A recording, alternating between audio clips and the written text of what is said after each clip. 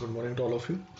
In previous session, we have seen natural response and forced response. Okay, that is the analysis of LTI system in the Z domain, defined by using the natural response and the forced response. So, depending on poles location, if poles are inside the unit circle, your natural response will decay to zero as n approaches infinity. So, it is termed as the transient response. Okay, and in case of forced response, if you are applying input as a sinusoidal signal, pulse falls on the unit circle and your forced response will be a sinusoid. So in that case it will be called as what? Steady state response. In today's session we'll be discussing one example. We'll be solving one example where we'll be identifying transient and steady state responses, okay, for the given system described by the difference equation or input output equation, and for given input, okay, where input is the sinusoidal function, right? So here is the example where we are to determine the transient and steady state response. You can also call it as natural response, that is y and r of n, and yfr of n, that is forced response and the natural response of the system described by the difference equation. So this is the given input output equation or the difference equation, and you can observe here the input signal x of n is given as one of the sinusoidal function. Okay, and initial conditions are considered as initially the system is relaxed, right? It is at rest. Okay, so what we'll do initially, so from this y of n and x of n we can identify the system function, that is nothing but the h of z. Okay, and by using that h of z we can identify uh, the values of ynr of n and yfr of n. Okay, so how it will be identified, right? So here, as you can take the given difference equation, we can also call it as output of the system. Okay, the given difference equation is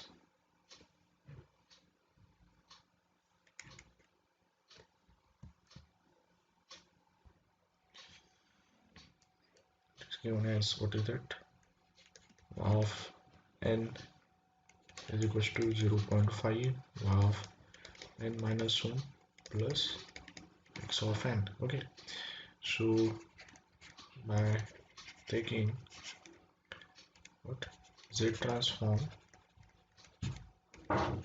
and by applying,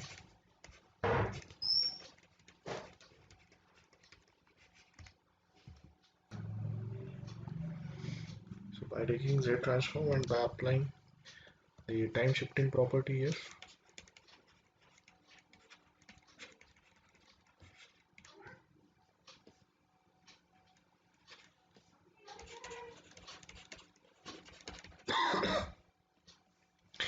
as we know that this y of n minus 1, its z transform can be identified by using time shifting property that we already seen. So by taking its z transform, what we'll get, so the z transform of y of n will be y of z is equals to 0.5.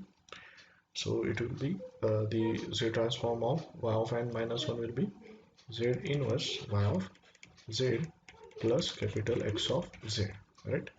So you can take these y of z terms on one side, so and by taking this y of z common, so what you can write, y of z in bracket, it will be 1 minus 0.5 z inverse is equals to x of z, right?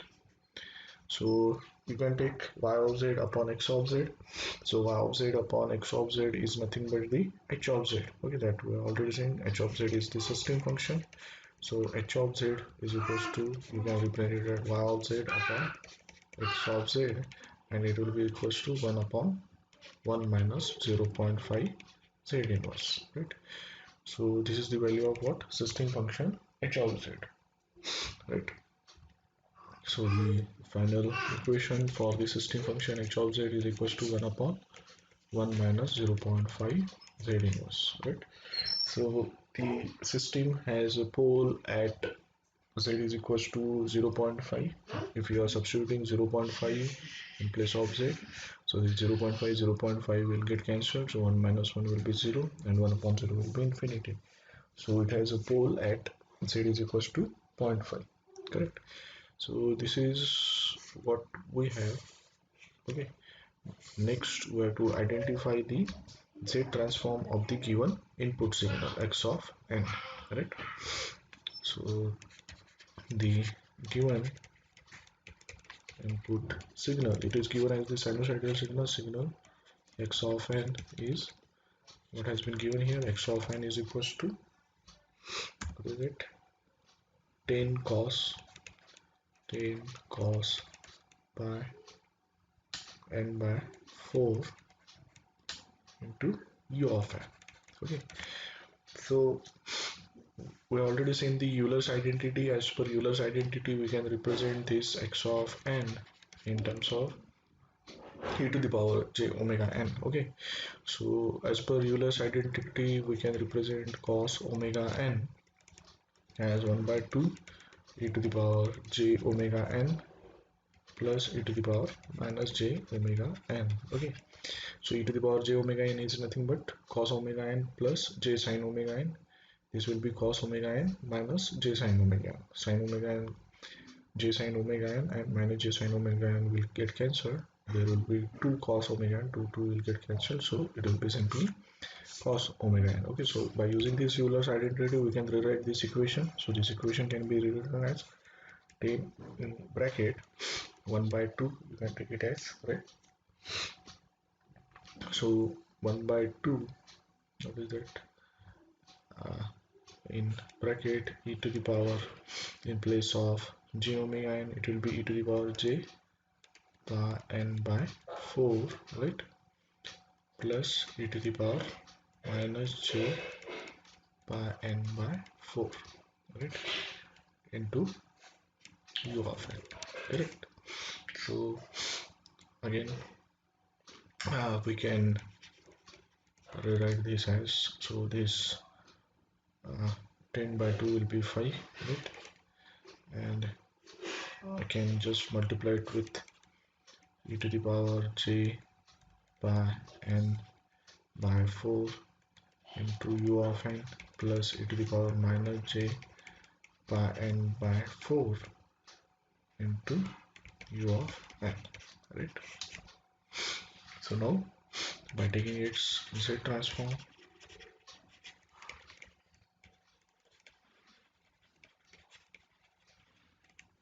as per z transform, the x of n z transform is represented and denoted as x of z.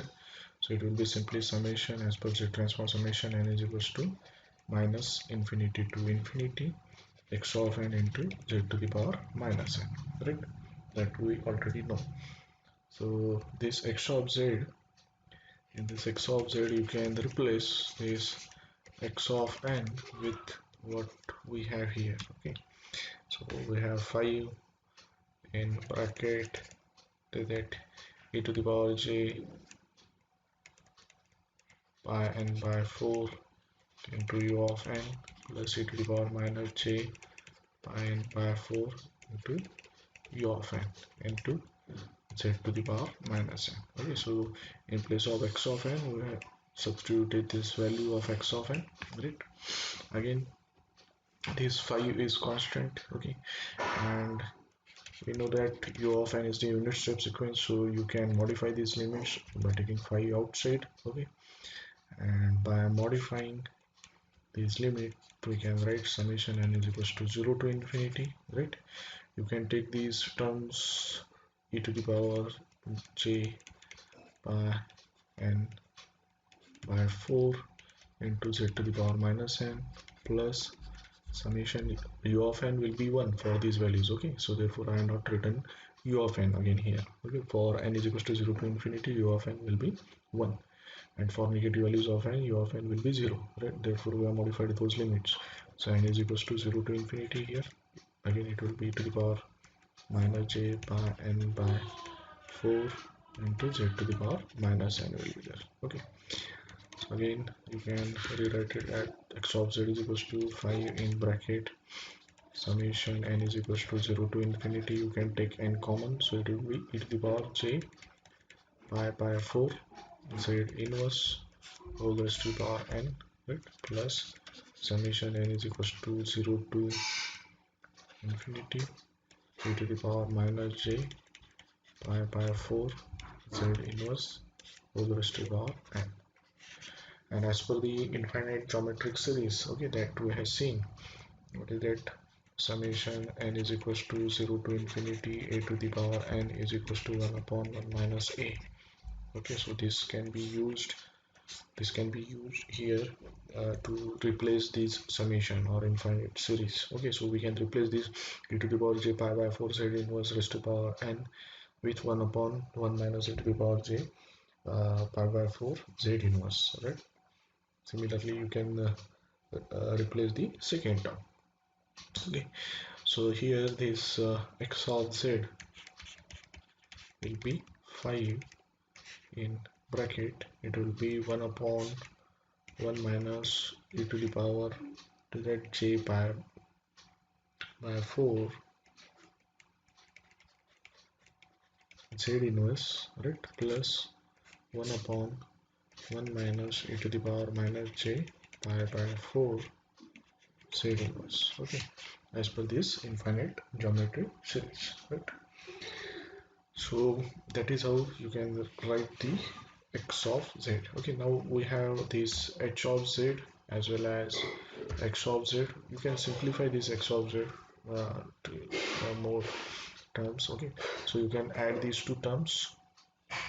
Okay, so if you are adding these two terms, so what you will get? So you will get simply, I'll rewrite this in the next slide, right?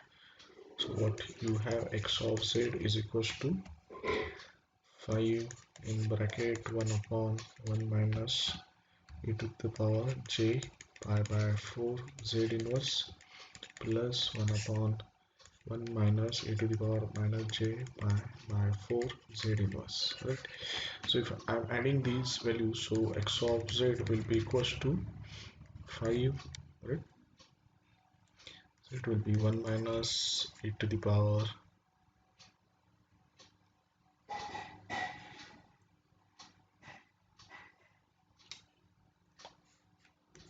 1 minus e to the power minus j pi by 4 z inverse, right, plus 1 minus e to the power j pi by 4 z inverse, right, whole upon in bracket 1 minus e to the power j pi by 4 z inverse into 1 minus e to the power minus j pi by 4 z inverse, right? So these values will be there, right? Okay, so I can again simplify these. So if I am adding these two values, so 1 plus 1 will be 2, so it will be 10, right? So 10 will be there, and even I can replace this e to the power minus j pi by 4 with cos pi by 4 minus j sin by 4. Similarly, this e to the power j pi by 4 will be replaced with cos pi by 4 plus j sin by 4. So that j sin by 4 terms will get cancelled, and cos pi by 4 value you can replace, right? So finally, what after simplification and substituting the values of cos pi by 4, you will get this term, that is 10. This 5 will get multiplied with 1 plus 1 2, 2 multiplied by 5 will be 10, minus 10 by root 2 into z inverse, right? So this term we will get in the numerator after substituting the value of e to the power minus j pi by 4 and e to the power j pi by 4. Okay, what you have to substitute? Cos pi by 4 minus j pi by 4, here cos pi by 4 plus j pi by 4. Okay, j sine pi by 4. Okay, here you are substituting cos pi by 4 minus j sine pi by 4. Here you will be substituting cos pi by 4 plus j sine pi by 4. So minus j sine pi by 4 and plus j sine pi by 4 will get cancelled, right? So obviously it will be negative sign, it will be positive sign in this case. Okay, and that minus cos pi by 4, it will be twice minus cos pi by 4, and its value will be after simplification it will be simply 2 by root 2, right? Okay, so that is the value of what x of z in the numerator after simplification, right? And these values we will keep as it is, 1 minus e to the power j pi by 4 z inverse 1 minus e to the power minus j pi by 4 z inverse. Okay, so this value will keep as it is. So this is what we have x of z. You can take 10 common from the numerator, so you will have 1 minus 1 by root 2 into z inverse whole upon 1 minus e to the power j pi by 4 z inverse 1 minus e to the power minus j pi by 4 z inverse. Okay, so this is what the x of z is. We are interested in identifying the transient and steady state response, that is natural response and the forced response of the system. Okay, so now we have h of z. Okay, here we have h of z and here we have x of z, right? And we know that the y of z as per this equation, right? As per this equation, y of z is equals to h of z into x of z, right? So you can write y of z is equals to h of z into x of z. Okay, so we have both values, that is x of z and h of z. H of z is 1 upon 1 minus 0.5 z inverse, right? So 1 upon 1 minus 0.5 z inverse is the value of h of z multiplied by x of z. So x of z is 10 in bracket 1 minus 1 by root 2 1 by root 2 z inverse whole upon this 1 minus e to the power j pi by 4 z inverse 1 minus e to the power minus j pi by 4 z inverse. Okay, so here after multiplication what you will get, y of z is equals to 10 in bracket 1 minus 1 by root 2 z inverse 1 minus 0.5 z inverse 1 minus e to the power j pi by 4 z inverse 1 minus e to the power minus j pi by 4 z inverse. Okay, so as you can observe here, we have only simplified the numerator in this case.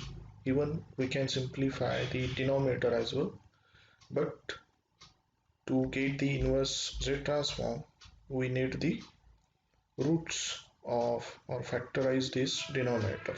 So it is already in factorized form, so therefore we are not simplified it or we are not multiplied these brackets, right? Ultimately by using partial fraction expansion we can simplify it, correct? So here as per partial fraction expansion we have to avoid the uh, negative powers of z from numerator and denominator, basically from the denominator. So to avoid those negative powers of z, right, what you have to do, so to avoid the negative powers of z you can take z inverse common from each bracket, so it will be z to the power minus 3. You can send it in a numerator, so it will be z cube, right? So each z will get multiplied in each bracket. Okay, so this y of z I can write it as y of z is equals to, I'll say z cube. Okay, multiplied by this 10 will be there, multiplied by 1 minus 1 by root 2 z inverse will be there, right? Whole upon z minus zero point 0.5, right? Z minus e to the power j pi by 4, z minus e to the power minus j pi by 4, right? So I have taken z inverse common from each bracket. I send that z to the power minus 3 in numerator, right? So out of these 3z, one z I can send on left hand side, so our z upon z will be there. This arrangement we are making because after the partial fraction expansion, we again require the negative powers of z in the denominator, right? So here I will get, so it will be 10 z square. Okay, so even you can multiply this remaining z square inside the bracket. So it will be 10 in bracket z square minus 1 by root 2 z, right? If I am multiplying the remaining z square inside the bracket. In the remaining terms, I can write as it is z minus zero point 0.5 z minus e to the power j pi by 4 z minus e to the power minus j pi by 4, right?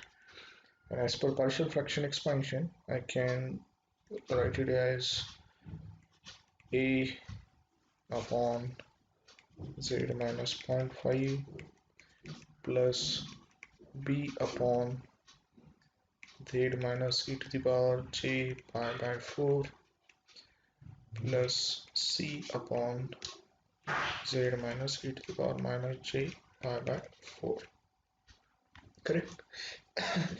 So again, these denominator terms can be multiplied on the right hand side, so finally you can get 10 z square minus 1 by root 2 z, right, is equals to a multiplied by z minus e to the power j pi by 4 z minus e to the power minus j pi by 4, right, plus b in bracket z multiplied by zero point 0.5 into z minus e to the power minus j pi by 4 plus c into z minus zero point 0.5 into z minus e to the power j pi by 4. Okay, so to get the values of a, b and c, you can substitute z is equals to zero point 0.5. So if you are substituting z is equals to zero point 0.5, these two terms multiplied by b, or the terms of b and c will get 0. So you will get the value of a. If you are substituting z is equals to e to the power minus j pi by 4, so these two terms will get 0. You will get value of c. If you are substituting value of z is equals to j pi by 4, so this term and the first term will get 0 and you will get the value of b. Okay, so uh, you can identify those values of a, b and c. Here I will write down those values of a, b and c directly, right? So you can identify those values. So after substituting these values, for getting the value of a, you have to substitute z is equals to zero point 0.5. For getting the value of b, you have to substitute z is equals to e to the power j pi by 4. For getting the value of c, you have to substitute j is equal, z is equals to e to the power minus j pi by 4, right? So once you substitute and solve these equation, so the value of a will be minus 1.907, right? That will be the value of a. You will get the value of b is equals to, we already seen how to solve this, okay, in previous session, so you just try to solve it. So the value of a is equals to minus 1.907, you will get the value of b, you will get at 6.78 into e to the power minus say 28 by 7 right? 28.7. And C value you will get it as again 6.78 e to the power j 28 by 7. Okay, 28.7. Okay, so this value you will get. Now you can substitute these values of ABC in this equation, right?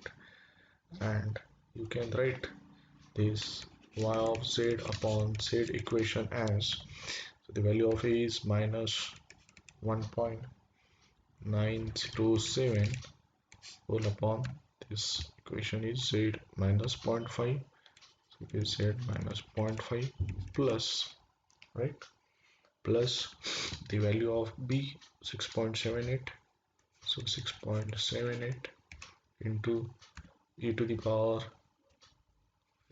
minus j 28.7 whole upon z minus e to the power j pi by 4 plus again 6.78 into e to the power j 28.7 whole upon z minus e to the power minus j pi by 4, right?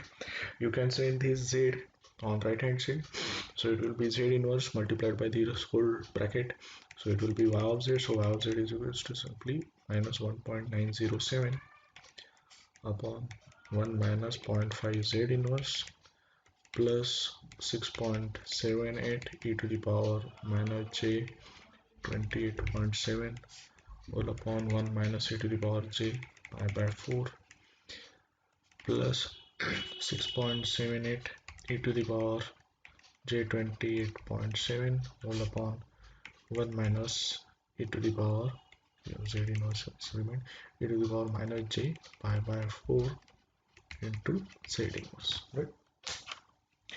So that what we get, right? And we know that as we have seen in the previous session, this total response is the combination of natural response and the forced response. The forced response, that is steady state response, is comprises the sinusoidal function. Okay, so these two terms represent the forced forced response. Okay, from these two terms you can identify the forced response of the system. Okay, which is also termed as what, steady state response, and this will be the natural response of the system, and this can be considered as what, uh, your transient response.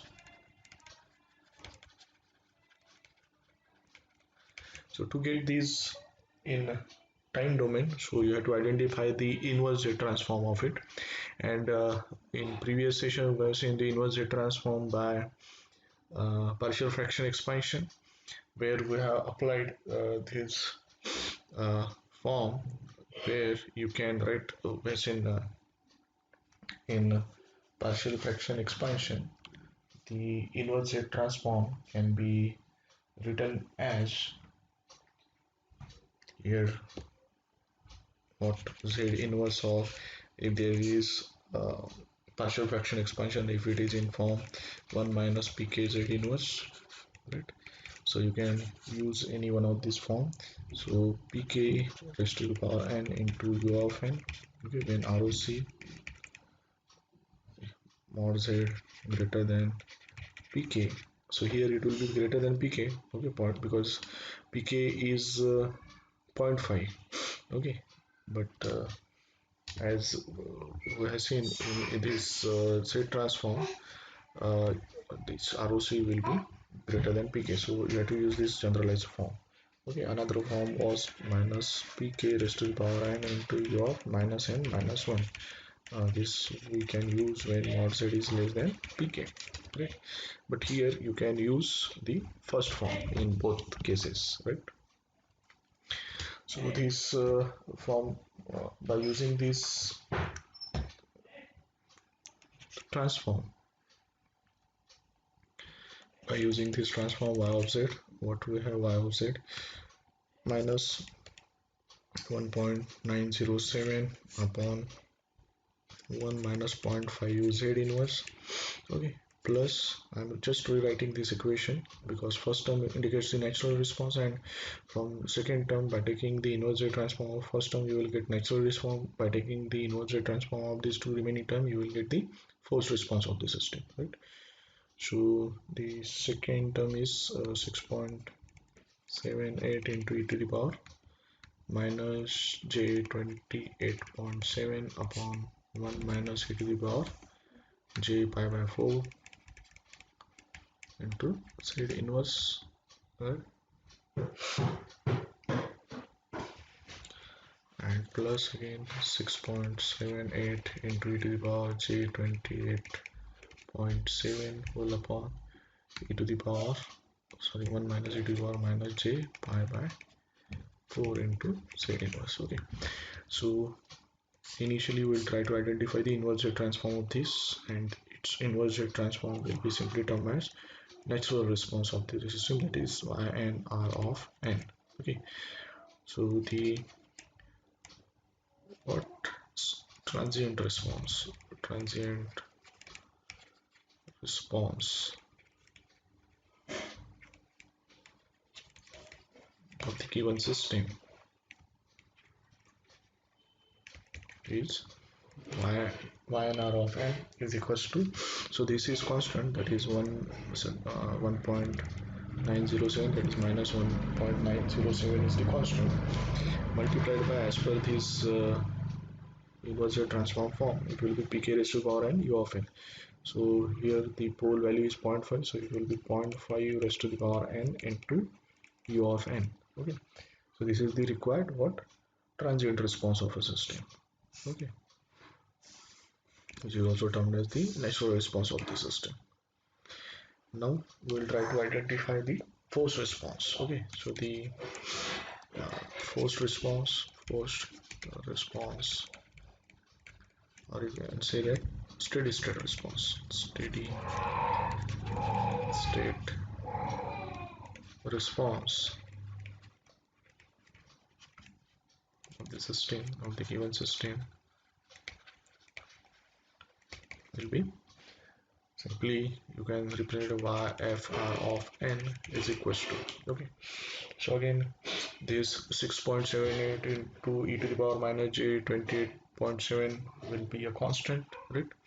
So 6.78 into e to the power minus j 28.7 will be taken as constant, multiplied by 1 upon 1 minus e to the power j pi by 4 z inverse. So it's z sorry, this its inverse Z transform will be pk raised to the power n. So pole value here, it will be e to the power j pi by 4, so it will be e to the power j pi by 4 raised to the power n, right? So into u of n, so it will be simply e to the power j pi n by 4 into of n. Okay, so this will be for this first term, and for second term again 6.78 into e to the power j 28.7 into e to the power minus j pi by n by 4 into u of n. Okay, so this is what forced response is. Even you can take this u of n common, okay, and you can simplify this e to the power minus j 28.7, and as well as these values you can represent as in terms of cost function, right? So we know that as per Euler's identity, it is 1 by 2 e to the power j pi by 4, right, into, sorry, as per Euler's identity that we have seen for cos function, it is 1 by 2 e to the power j omega n plus e to the power minus j omega n, right?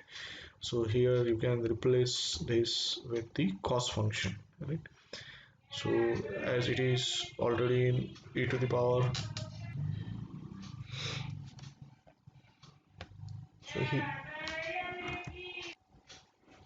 so to write down it in cos function form, you can also simplify it as y f r of n is equals to, So this 6.78 is the common term. Okay, in both cases, so 6.78 you can take common. In bracket you can write down it as what, e to the power. So this raised to the power will get added. So here I can take j common, and in bracket I can write pi n by 4 minus 28.7, right? So pi n by 4 into pi n by 4 minus 28.7 will be there, correct? Plus here again I can write e to the power minus j, right? I'll take minus j common. So if I'm taking minus j common, so it will be pi n by 4 minus 28.7 again, right? And it will be u of n multiplied by u of n. So to write down it in cos form as per Euler's identity, so it is 1 by 2, it should be 1 by 2. So to get that 1 by 2 and to cancel that to 1 by 2, you have to multiply the 6.78 with 2. Okay, so if you are multiplying 6.78 with 2, what you will get, fr of n is equals to 6.78 multiplied by 2 will be 13.56, correct? So 1 by 2 here, that 2 will get cancelled with here 2. Okay, so to cancel that 2, we have multiplied that 6.78 with 2, right? And the as per Euler's identity, we can write 1 by 2 e to the power j omega plus e to the power minus j omega as cos omega, right? You can simply write it as cos omega. So simply here I can write cos in place of omega. What are the values? Pi n by 4, pi n by 4 minus that 28.7. So 28.7, okay, into u of n. So this is what is the required force response or the steady state response, and the required transient response or the natural response. So this is how we can identify it. Okay, so we have been provided with the difference equation or the input output equation and the input sequence. Okay, it is a sinusoidal sequence. So as per the given difference equation, we identified the value of transfer function or the system function h of z by taking the z transform of this of n.